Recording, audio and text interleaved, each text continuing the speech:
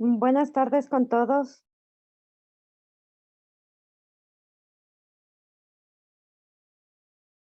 Buenas tardes, buenas tardes.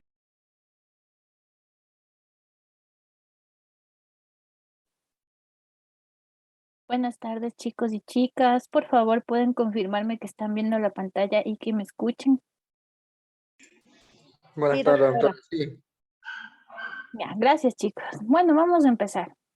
El día de hoy vamos a hablar vamos a continuar con su unidad, con el tema de la ley. Ya vimos algo del marco legal de las discapacidades dentro del país. Ahora vamos a tocar los artículos más importantes de la Ley Orgánica de Discapacidades en función al cuidado de la enfermería. Entonces, uno de los artículos más importantes que tenemos es el artículo número 19, que es el derecho a la salud. En todo lo que se refiere a leyes con esta base de la salud, siempre va a estar ¿no? El derecho a la salud. Todas las personas con discapacidad tienen derecho a disfrutar de su salud. La atención integral a la salud de las personas con discapacidad es responsabilidad del Ministerio de Salud del Ecuador a través de su red pública integral de salud.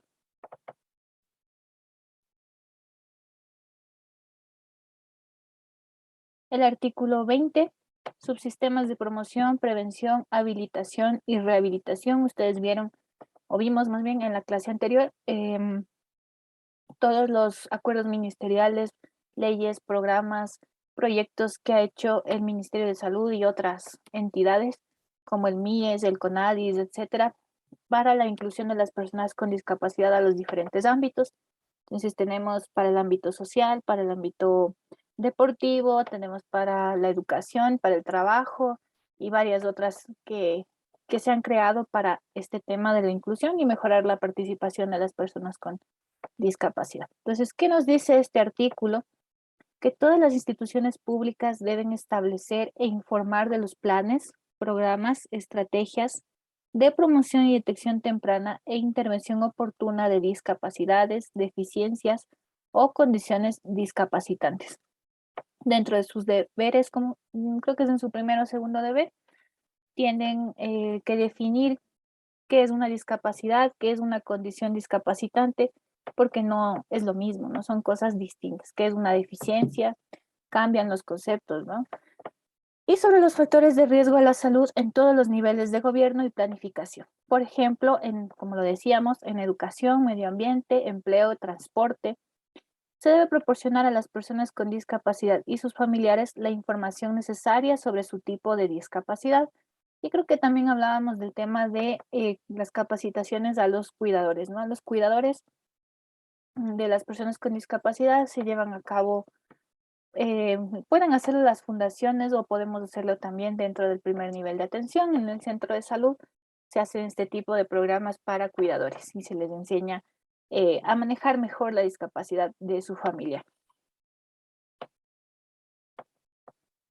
El objetivo de la habilitación y la rehabilitación es atender de forma oportuna y efectiva a las personas con discapacidad para apoyar en el fortalecimiento de funciones, capacidades, habilidades y destrezas con el fin de que logren y mantengan la máxima independencia, así como la inclusión y participación plena en todos los aspectos de la vida. Eso es lo que intentan buscar con todos estos acuerdos que han llevado a cabo. Artículo 23 de esta misma ley. Medicamentos, insumos, ayudas técnicas, producción, disponibilidad y distribución. La ortesis y la prótesis y otras ayudas técnicas que ayuden a la funcionalidad de las personas con discapacidad deben ser entregadas de forma gratuita a través del Sistema Nacional de Salud, cumpliendo con las normas de calidad ya establecidas.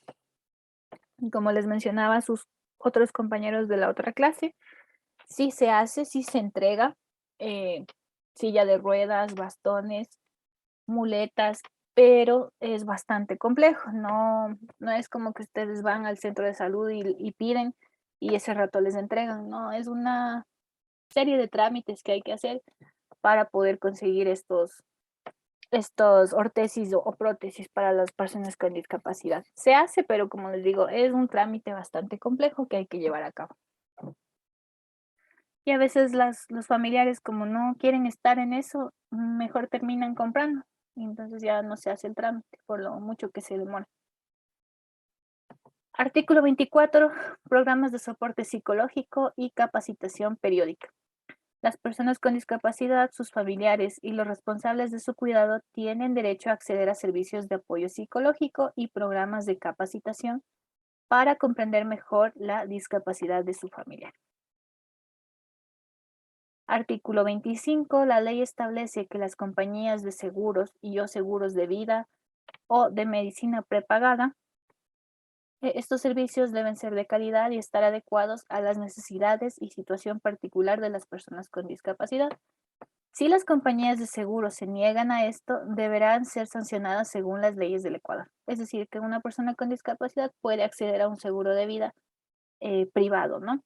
Pero como comentábamos, es bastante complejo que lo hagan porque a veces son personas de escasos recursos y difícilmente acceden al sistema público, mucho menos al IES y peor a una medicina prepagada. Entonces, tampoco es que se ve mucho que tengan este tipo de seguros. Artículo 26, subsistema de información. El Ministerio de Salud debe mantener un sistema de información actualizada sobre la educación y salud de las personas con discapacidad. Además, todos los medicamentos y alimentos de uso medicinal deben tener información en sistema Braille sobre el nombre del producto, normas de seguridad, fecha de elaboración y caducidad. Y yo no sé si ustedes alguna vez se han fijado en algún medicamento que venga con braille, porque yo nunca he visto que un medicamento tenga el sistema braille puesto en la cajita. Ustedes sí han visto. Buenas tardes, licenciada. Yo sí he visto que tenga el sistema Sí, sí, en braille, pero en muy pocos Ujú. medicamentos, la verdad. Bueno, sí, porque, o sea, en teoría deberían tener todos, ¿no? Todos los medicamentos debido a esta ley, pero no es muy común. Eso en cuanto a esta ley. Permítame, si tienen alguna pregunta, hasta poner la otra diapositiva.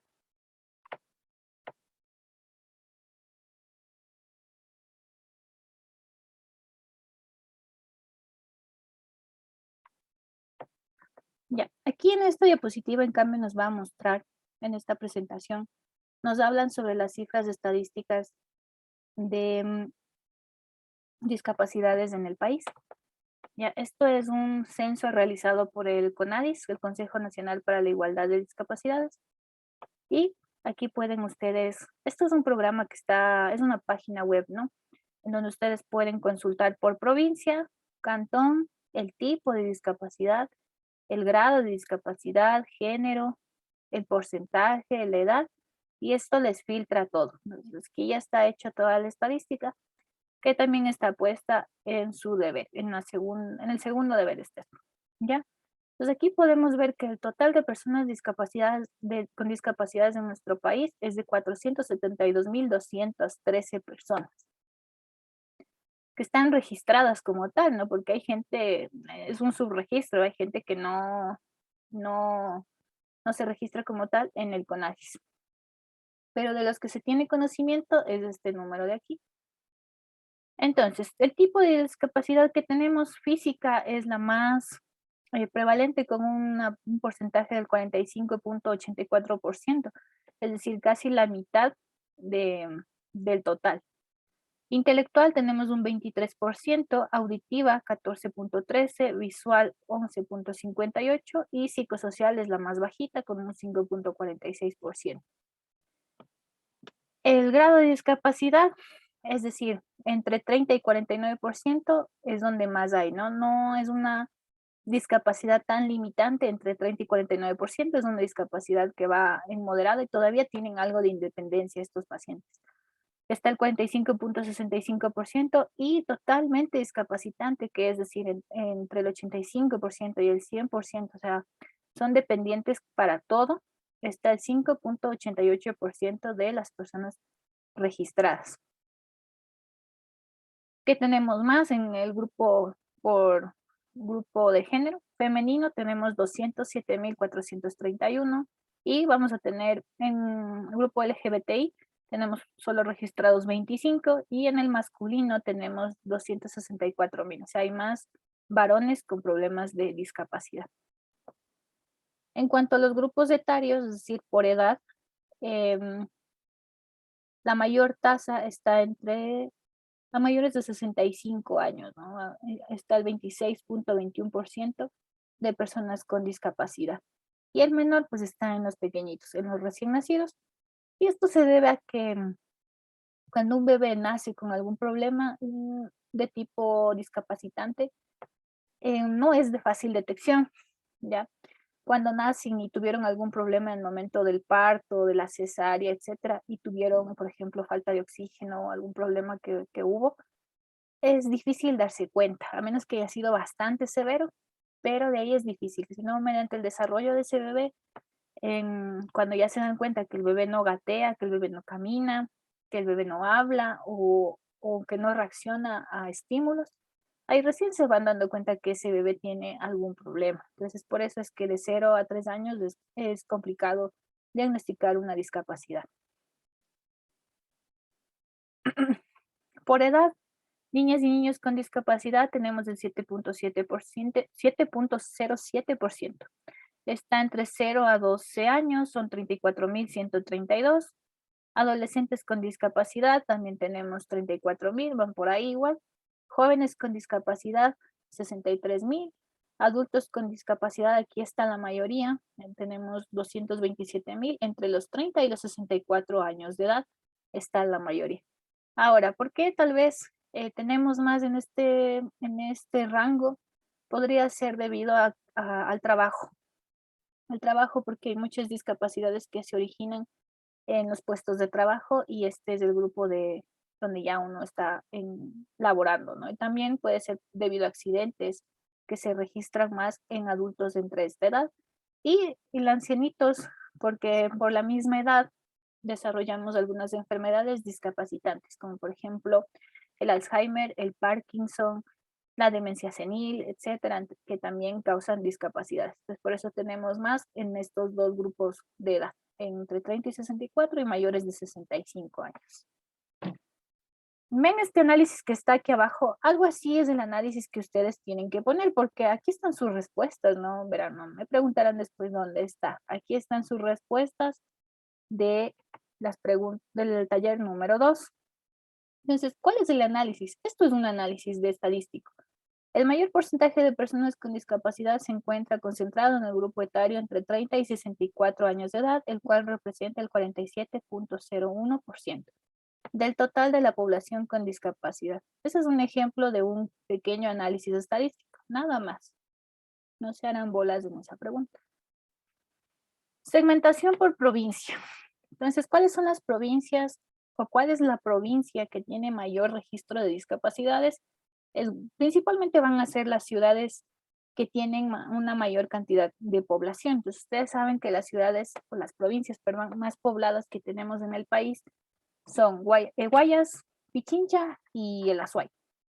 Ya, entonces, en Guayas tenemos 121,356, que representa el 25.12% del total de personas con discapacidad. En Pichincha le sigue con 76,000 y si ven que es casi ya la mitad, entonces en Guayaquil hay bastante más personas con discapacidad. Esto representa el 15.91%, le sigue Manabí, que son las tres principales, ¿no? Y la última que tenemos con el menor porcentaje sería Galápagos, en los que están registrados 704. Pero esto también se debe a la población, porque Galápagos es la menos poblada de todo el país. Entonces ahí tenemos el 0.15% del total de personas con discapacidades. Aquí tenemos la prevalencia de las discapacidades por años, ¿no? Desde el año 1900, es un registro histórico, esto viene desde 1997 hasta el 2019, cómo han ido registrando. Esto me parece que ustedes lo encuentran en esta página desde el año de 1987, más antiguo de lo que está aquí. Entonces, en el 2000 hicieron un censo y ahí registraron 4.65%. Y ven que en cada uno les pone qué estudio fue el que hicieron para ver cuántas personas con discapacidad tenían. Entonces aquí hicieron una consultoría, otra consultoría, aquí hicieron el censo del año 2010, que creo que fue el último censo que se hizo. Desde ahí creo que ya no han hecho más censos. Este censo lo hicieron también con la misión Manuel Espejo y aquí 5.64%.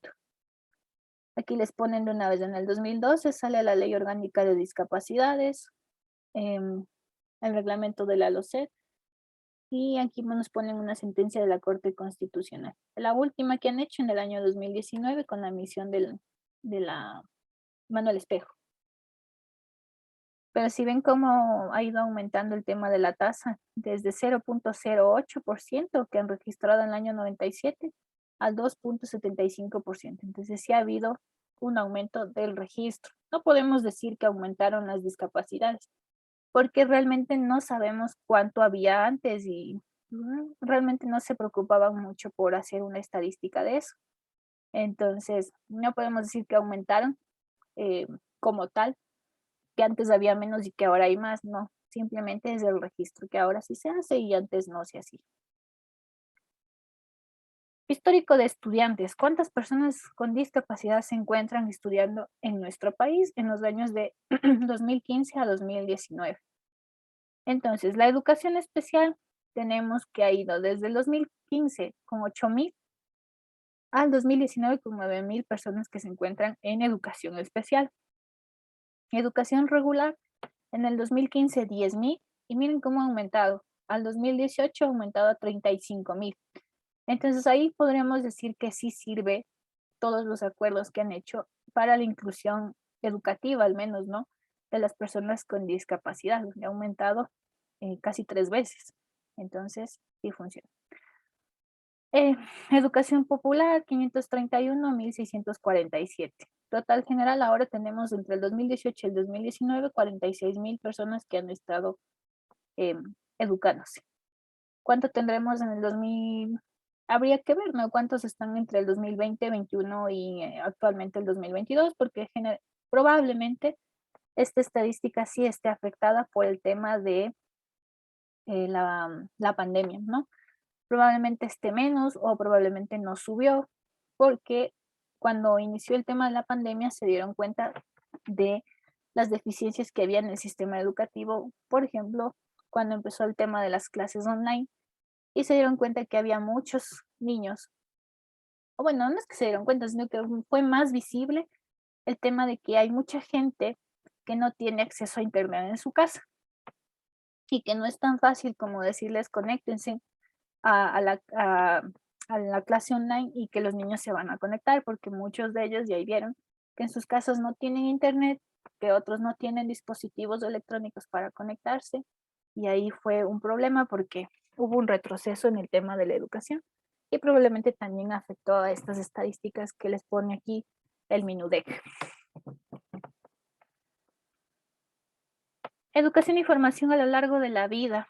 Entonces, número de estudiantes con discapacidad que forman parte del sistema educativo entre los 3 añitos y los 18 años, miren, hasta el 2021 dice que es 38.446. Aquí teníamos 46.101, 38.446. Número de estudiantes con discapacidad mayores de 18 años que se encuentran, que no acabaron de estudiar, 7.763. Total de estudiantes con discapacidad en el sistema educativo nacional, 46.109. Aquí no deberían sumarles a los de aquí, ¿no? Porque ellos no terminaron de estudiar, entonces solo serían estos de acá, pero bueno, ellos les suman. Estudiantes por género, tenemos más varones estudiando, el 58%, y menos mujeres del 42%, pero eso tiene un sentido, y es el que vimos acá, que hay más varones con discapacidades que mujercitos, entonces obviamente van a haber más varones estudiando. Estudiantes por tipo de discapacidad, la mayoría intelectual, ¿no? Un intelectual con un 50%, a diferencia de la estadística general, porque ustedes vieron que en la estadística general, ¿qué tipo de discapacidad tenemos más? La física. Sin embargo, no son ellos los que están más estudiando, sino los chicos con algún problema de tipo intelectual.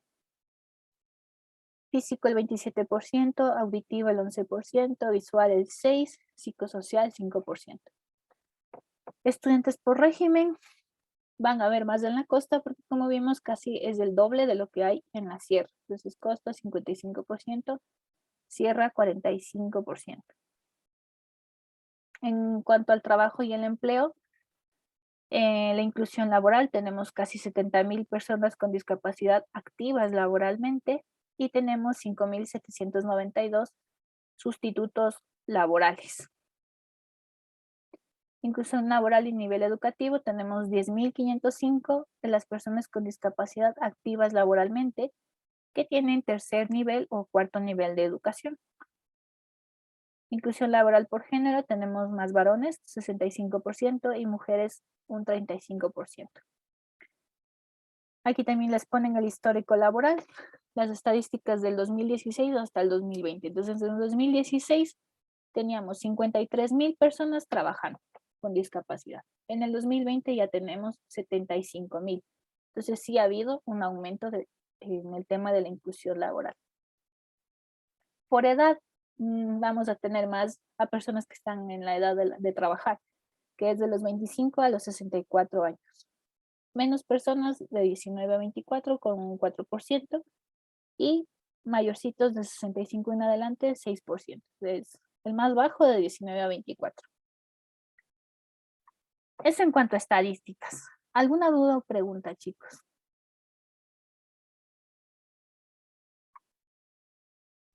No, ninguno.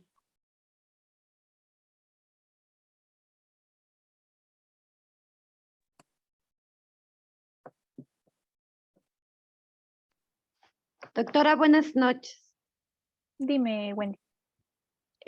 Con respecto a los deberes que usted nos mandó, sea el primero o el segundo, entonces la información podemos sacarlas directamente de lo que se encuentra en la plataforma, o necesariamente tenemos que buscar también aparte en Google. La mayoría de preguntas está en su plataforma. Ujú. La gran Entonces no hay mayoría, problema que las saquemos de ahí directamente las respuestas. ninguno, porque de ahí está la mayoría de preguntas. Casi todas están. Ajá. Sí hay algunitas que tienen que buscar en Google, pero la mayoría está en sus diapositivas y sus PDFs. Ajá. Doctora, buenas noches. Perdón que le interrumpa. Dime, Ru. Eh, Doctora, como por ejemplo yo el día de ayer nomás me activaron recién la plataforma, pero yo ya me adelanté con el deber. Yo la mayoría, o sea, todas las preguntas que ya le tengo contestadas, yo saqué de la Constitución, de los artículos, de Google, o sea, nada de la plataforma. No sé si estará correcto o tengo que necesariamente volver a hacer. No. Si tú consultaste de ahí, solo tienes que citar, o sea, solo pon la bibliografía de donde sacaste, porque todo lo que está en la plataforma es consultado también de donde tú me dices. Entonces, solo tienes que poner la bibliografía, nada más. Sí, le tengo como, por ejemplo, con todo con bibliografía, porque la mayoría de las preguntas yo les encontré lo que es en la ley de la Constitución de la Salud de Discapacidad. Ujú. Encontré todo eso, las preguntas que estaban ahí. Bueno, puse un poco con mis propias palabras y lo demás, lo que está escrito en Google. Sí, no se adelantarán mandando los deberes, chicos. Ustedes vayan viendo la clase y yo misma les voy diciendo dónde están las respuestas. Entonces, para que vayan viendo, y en la siguiente clase vamos a ver algunas de sus preguntas que están puestas. Y como les digo, siempre pongan las bibliografías. Eso siempre es importante que pongan, porque si no, uno no sabe de dónde sacar. Entonces, siempre es importante que pongan la bibliografía. Y, y nada más. Si encontraste en otra parte, coloca lo que encontraste. Y si pusieron de la plataforma, igual coloquen que lo sacaron de ahí. Doctora, también yo le iba a preguntar justo de la pregunta 7. De los ejemplos de diagnóstico de daño y diagnóstico etiológico Ujú. con su CIE. Yo estaba justamente en esa pregunta es la que me falta porque estaba viendo la tabla y, o sea, la misma tabla sale entre los dos en diagnóstico de daño y diagnóstico etiológico, perdón, Ujú. etiológico. O sea, estabas viendo la tabla que está en la plataforma misma. No, porque todavía justo no llegó ahí. Recién me activaron la materia Ya, sí, y Sí vimos en la otra clase eso, chicos, o no vimos, porque como estoy viendo con otro paralelo, no sé si vi con ustedes o con los otros chicos. Vimos esa presentación de diagnóstico de daño y diagnóstico etiológico. Con su sí, eso a mí me pareció, yo estaba indagando acerca de esto también. Me pareció una tabla, pero hay full ejemplos, pero no sé cuál es de diagnóstico de daño y el diagnóstico etiológico. Ya, pero o sea, no vimos, chicos, esa clase. Eso hágame en acuerdo. ¿Vimos o no vimos? Doctora, eso no vimos. Ya, déjenme les muestro para que no se equivoque. Déjenme abrir esa presentación.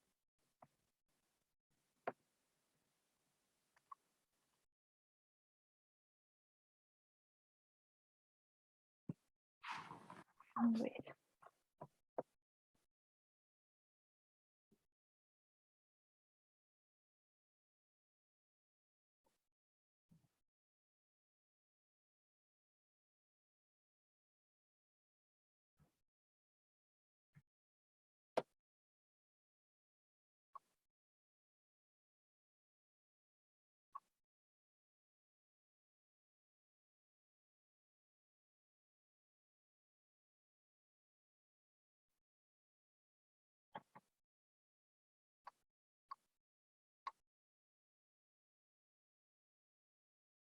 Ya, esta presentación no hemos visto, ¿no es cierto?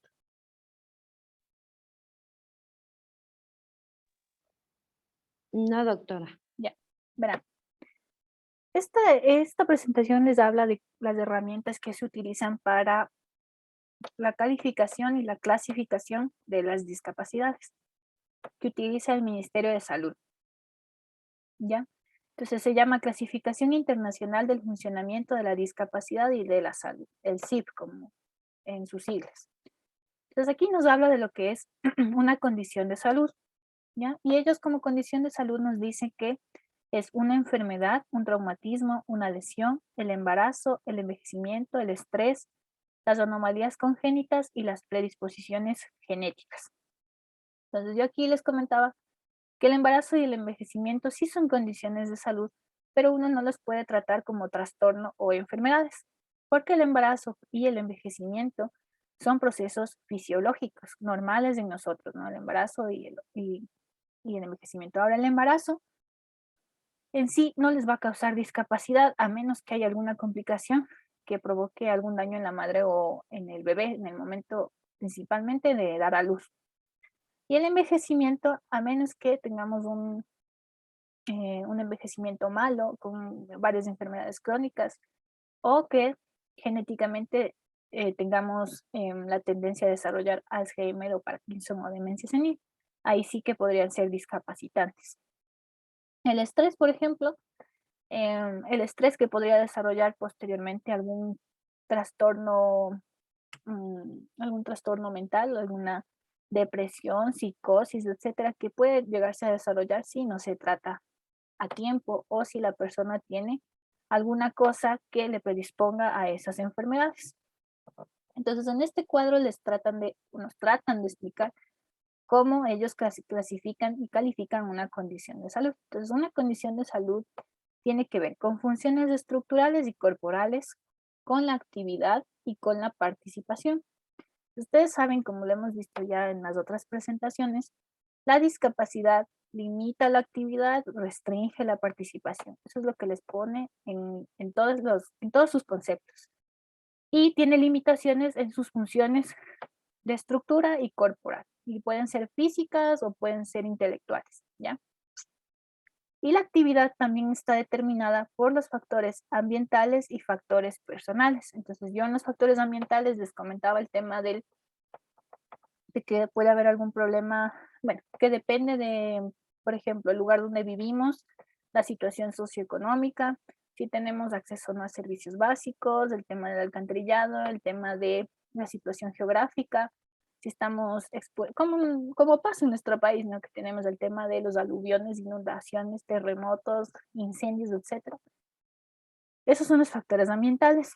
Y los factores personales, esto también es pregunta de su deber, ¿no? Porque deben colocar 5 ejemplos de factores ambientales, 5 ejemplos de factores personales. Los factores personales están la edad, la dieta, la actividad física y su herencia genética, ¿no? La de su familia.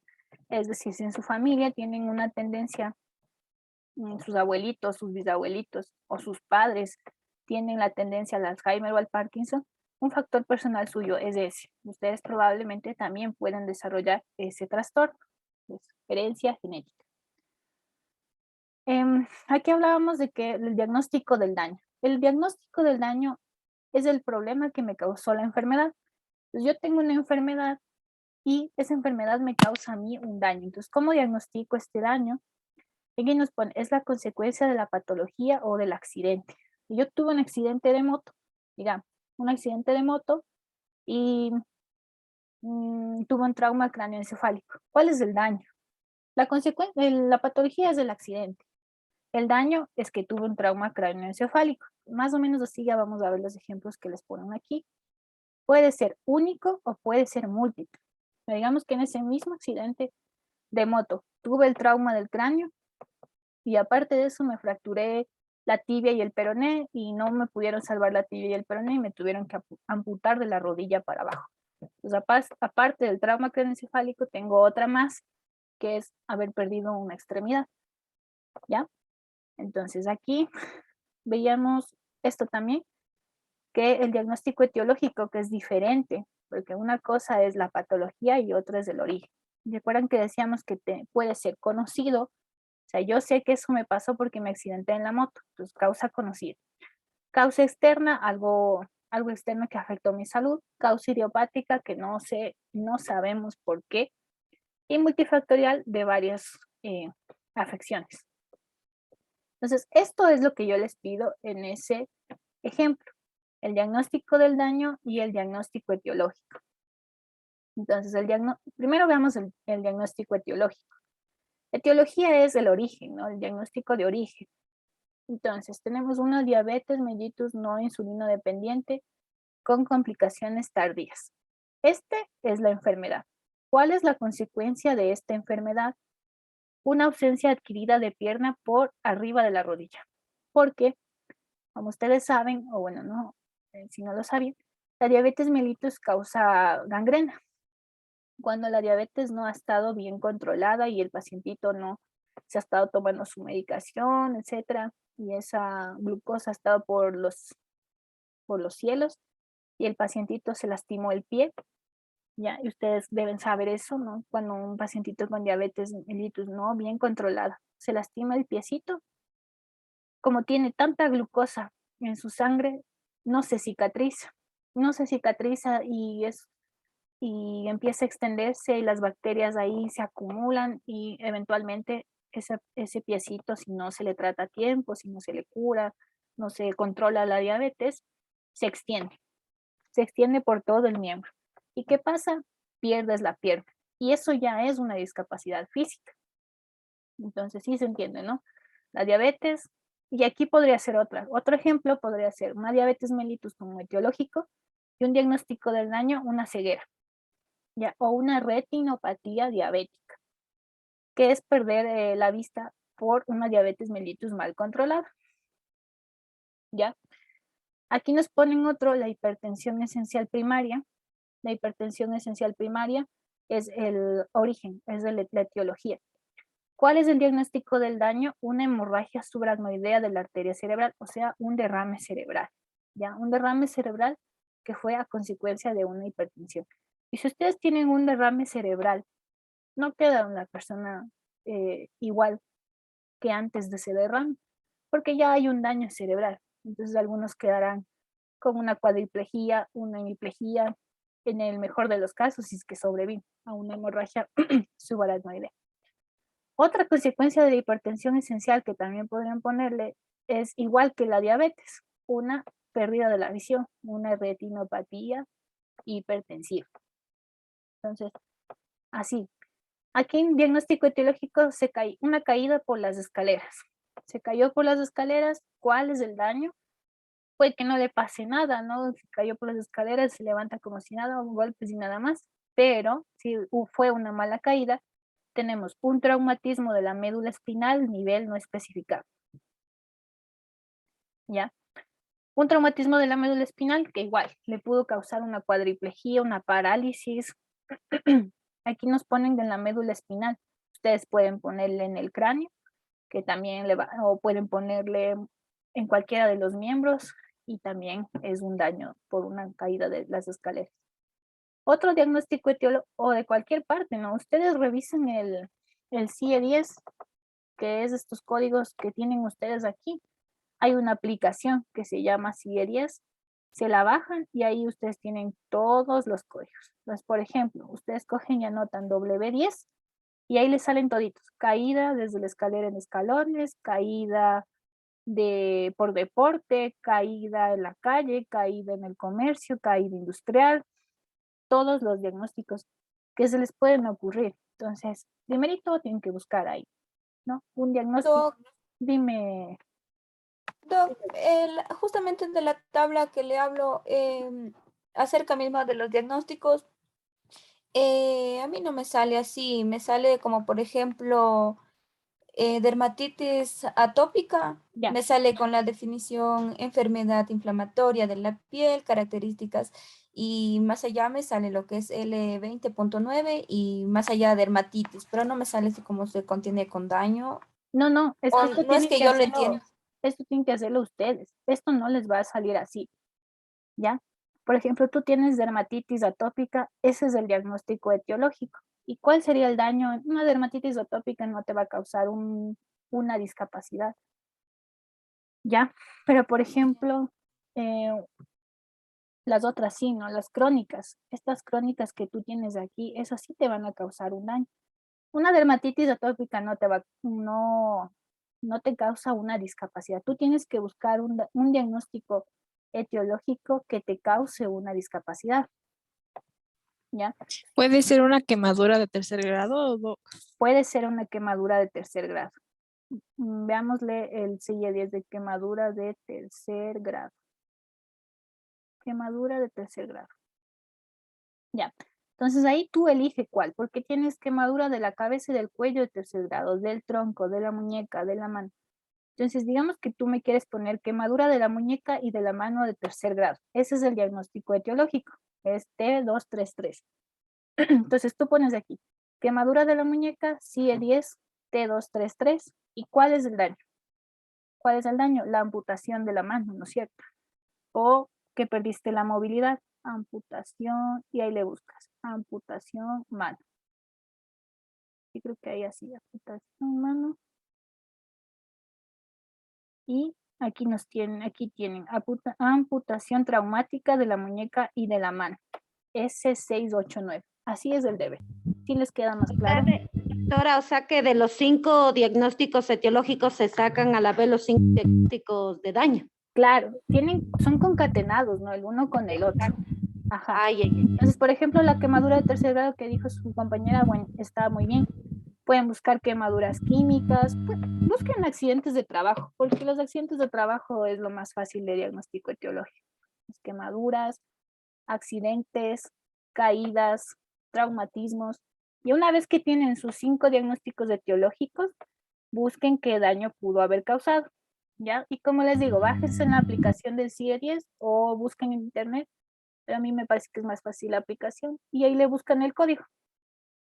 Nada. Solo Doc, la aplicación CIE-10, porque yo consulté y a mí me sale esa tabla, pero no hay ningún etiológico.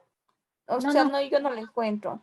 es que como te digo, tú no vas a encontrar como diagnóstico etiológico y diagnóstico del daño. No lo vas a encontrar así, sino que tú tienes que ponerle como tal. Así Ya, como... pero justamente es que, Doc, que estoy en la tabla y no, y solo hay como, por ejemplo, fiebre, hay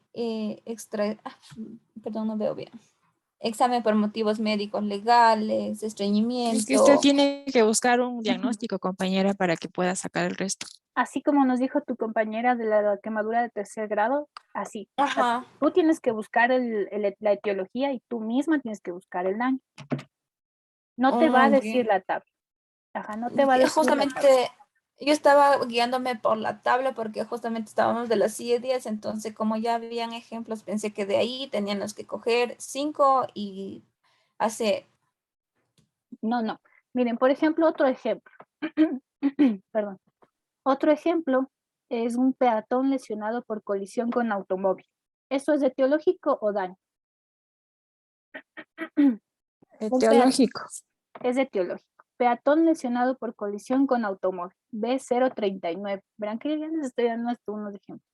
Es el B039, peatón lesionado por colisión con automóvil. Esa es la etiología. Ya, ahora ustedes del daño pueden ponerle lo que ustedes quieren. Lo que ustedes Podemos quieren. poner una fractura y así, ¿no es cierto, Alicia? Exacto. Puedes poner una fractura de fémur y te buscas en el CIE 10, fractura fémur. Y una fractura de fémur, tienes un montón, ¿no? Ahí tú eliges la que te guste. Fractura múltiple de fémur, S727. Ya, y ahí ya tienes tu ejemplo. Una persona que le atropellaron y el daño fue una fractura de fémur. ¿Ya? Sí les queda más claro. Doctora, bueno, Clarísimo. ¿Ya? una pregunta. Dime. Por ejemplo, una mujer embarazada, el CIE 10 bueno para la cesárea, creo que es cesárea por emergencia, el CIES El parto o por cesárea 829. ya, ahí Ya. ¿cuál sería el daño? Ya, tú pones parto, pero tendrías que ponerle con alguna cosa que haya pasado. O sea, ahí para hacer el diagnóstico de daño podría ser una diabetes o una hipertensión. No, tú le pones parto por cesárea, que es el 829, pero ¿cuál sería el daño? Por ejemplo, una hemorragia uterina. Una ruptura de membranas también, ¿no? Sí, también, pero sí, también puede ser una ruptura de membranas, pero ya con una cesárea no. Pero puede ser más como una hemorragia uterina y le pones hemorragia vaginal uterina normal, N939, ¿ya? Pero tiene que Ya. tener sentido, o sea, si tú le haces una cesárea, ¿qué puede pasar? O si no, también puedes poner el diagnóstico, la etiología, un parto, y el diagnóstico del daño, que hubo ahí algún, algún problema uterino o vaginal. Otro ejemplo que se les ocurra. Y una, por ejemplo, una colecistitis. Una colecistitis. Difícil que haya algo. Es que igual te voy a dar. No creo. No, ¿sabes qué? No, ¿sabes qué? Una colecistitis te puede dar una. ¿Cómo es esto? Se revienta y una peritonitis. Ajá. Ah, ya, o sea, el diagnóstico etiológico vendría a ser la colecistitis y el daño sería la peritonitis. El daño, porque como no le sacan rápido. O una sepsis también, porque a veces las colecistitis no les diagnostican a tiempo y luego el pobre paciente está ahí infectado. Ah, ya, ya. Ujú. Listo, doctora, gracias. Ya, entonces ahí les queda un poquito más claro el tema, ¿no? Ya miren, aquí motociclista lesionado por colisión con vehículo de transporte pesado o autobús, amputación traumática a nivel de rodilla. Y ahí hay un montón, hay amputación traumática por debajo de la rodilla, amputación de los dedos, amputación, lo que ustedes quieran hay de diagnósticos en el CIE 10. Hay diagnósticos de daño y diagnósticos etiológicos que son los mismos. Generalmente enfermedades,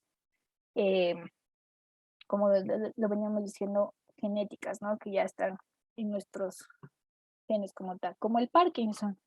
Entonces, etiológico, enfermedad de Parkinson. Daño, enfermedad de Parkinson, es lo mismo. Y el Alzheimer igual. Demencia por enfermedad de Alzheimer, el daño es el mismo. Esto sí creo que lo vimos del índice de Bartel, que es cómo se clasifica la dependencia o la independencia de una persona. Entonces yo les decía, esto a nosotros nos va a salir 100 puntos, porque son las cosas básicas que ustedes hacen todos los días, que es comer, vestirse, asearse, bañarse, etcétera. Que un pacientito con discapacidad puede tener más problemas o menos problemas, o incluso necesitar de alguien que le esté ahí el 100% del tiempo ayudando. A ver.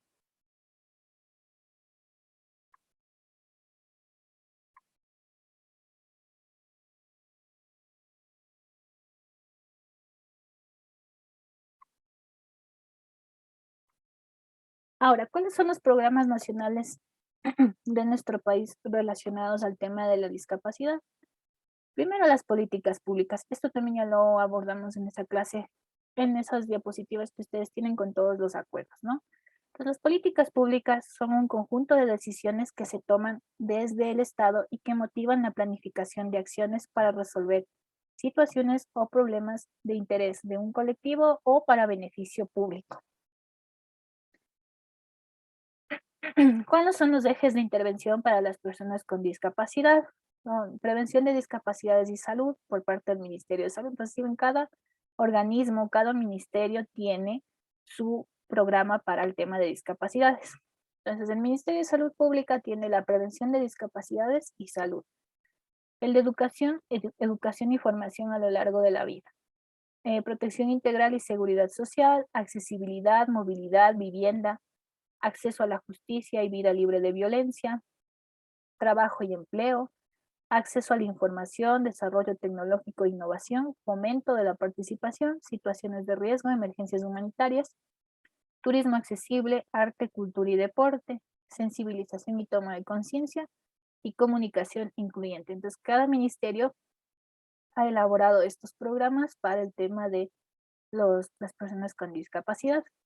Entonces, esto ustedes lo pueden encontrar en la Agenda Nacional para la Igualdad de las Discapacidades, que es del 2017 hasta el 2021. O sea, agenda significa que es lo que ellos tratan de cumplir en este periodo de tiempo, ¿ya?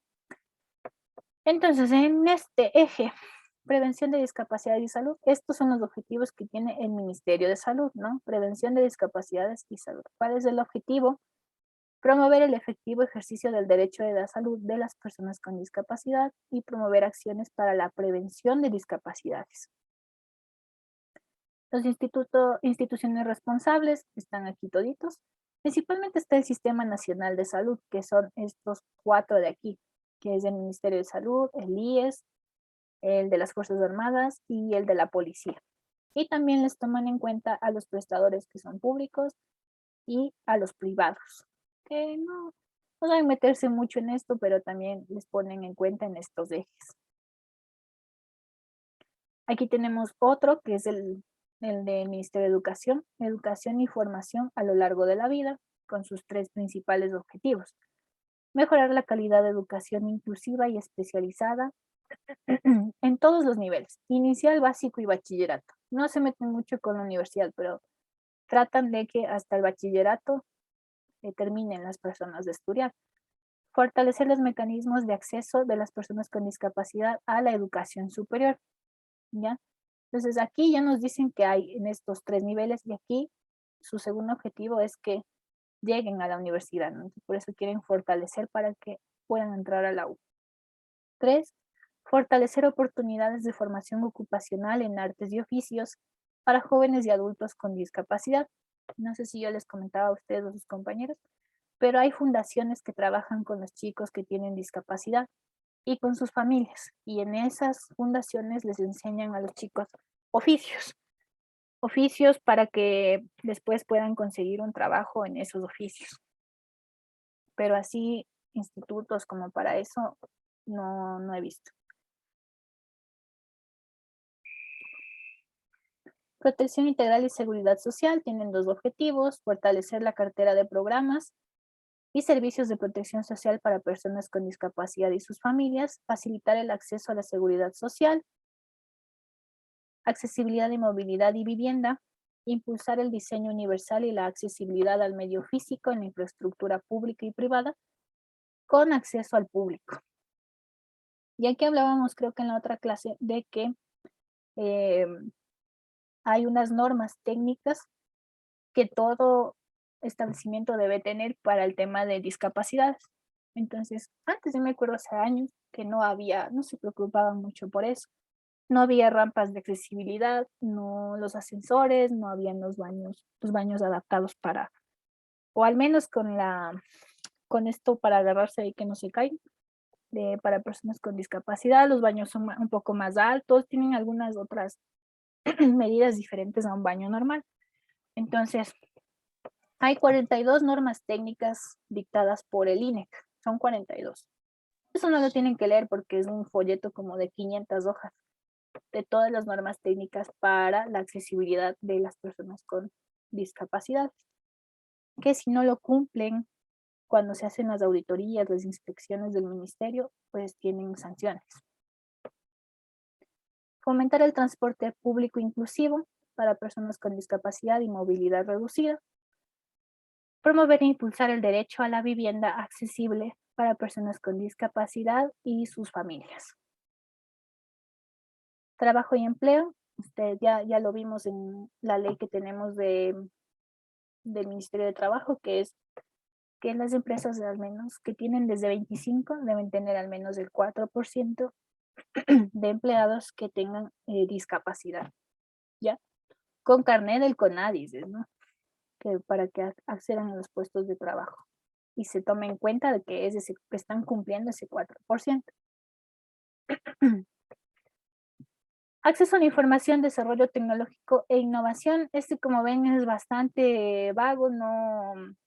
¿Cuál es el objetivo? Lo mismo, fomentar el acceso de las personas con discapacidad a la información y comunicación. Realmente no me están diciendo nada de lo que están haciendo, ¿no?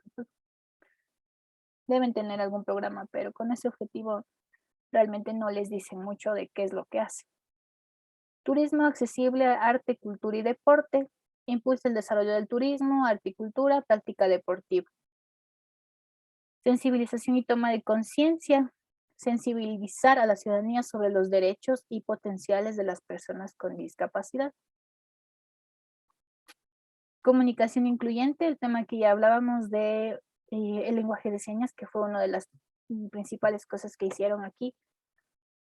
Cuando ustedes están viendo las noticias, por ejemplo, en la parte de abajo sale la persona en lenguaje de señas traduciendo todo lo que nos están diciendo. Y ha sido una de las cosas que han hecho como comunicación incluyente. También había un proyecto de traducir las cosas al braille, los acuerdos, las leyes y eso, pero no, yo no he visto que lo hayan hecho. También el tema de los medicamentos, por ejemplo, que nos comentaba alguien que sí lo había visto. Yo nunca he visto, pero tal vez no me he fijado. Ya me fijaré más, a ver si de verdad tiene el braille en la caja del fármaco. Fomentar el uso de formas alternativas de comunicación dentro de los medios, fomentar el uso de información sobre diversidad y discapacidad, tratada de forma responsable y con lenguaje positivo. Yo les hago una pregunta en uno de sus talleres de qué es se me acaba de ir. Es lenguaje positivo, pero les puse de otra forma. Medios afirmativos, algo así. Esto ya lo vamos a ver en la siguiente clase, que es lenguaje positivo, ¿ya? Instituciones por nivel de gobierno. ¿Cuáles son a nivel de cada gobierno, cuáles son los responsables de hacer cumplir esto? Ciclo de evaluación de la política pública. ¿Cómo hace el ministerio para valorar que realmente se está cumpliendo estas cosas con estos 4 pasos? Primero observan qué se está haciendo, monitorean, luego hacen un seguimiento, recolectan la información y una vez que recolectan, y aquí falta un paso, porque una vez que recolectan esa información, hacen los cambios, ¿no? Una vez que ya tienen qué están haciendo bien, qué están haciendo mal, se interviene y se hacen cambios o se mantiene lo que han estado haciendo si es que lo han estado haciendo bien. Y listo, chicos. Hasta ahí nos vamos a quedar. ¿Alguna duda o pregunta que les quede? ¿O está ya claro? Un poco más claro. De aquí su siguiente clase nos toca el martes 28. Sí, martes 28. Martes, doctora. Ya, chicos, entonces el martes nos vemos. Que tengan una bonita noche, cuídense mucho. Gracias, igualmente. Gracias, doctora. Gracias, doctorita. Doctora, hasta mañana. Buenas noches.